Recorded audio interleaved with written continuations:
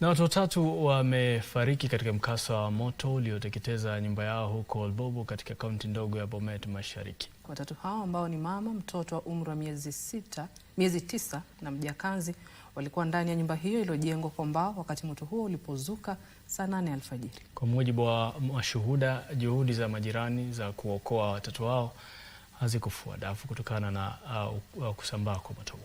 Kamanda wa polisi eneo hilo, Michael Singa, amesema uchunguzi wa chanzo cha moto huo umeanzishwa. Miili ya waathiriwa ilipelekwa katika hifadhi ya maiti ya hospitali ya Longisa, huku mkasa huo unajiri wiki tatu tu baada ya mkasa mwingine wa moto kuzuka huko Chepalungu, kaunti ya Bomet, ambapo watoto watatu walipoteza maisha yao.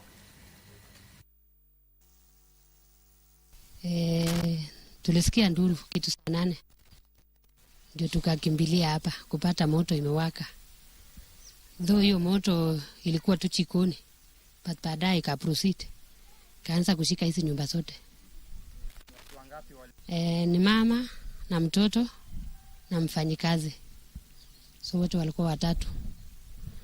Tulijaribu kusima hii moto lakini upepo ilikuwa kubwa na nyumba zenyewe zilikuwa za mbao. The fire consumed the whole building very fast, and upon search, after the fire was put off by a police officer, being assisted by members of the public, we managed to recover 3 bodies which were burnt beyond recognition.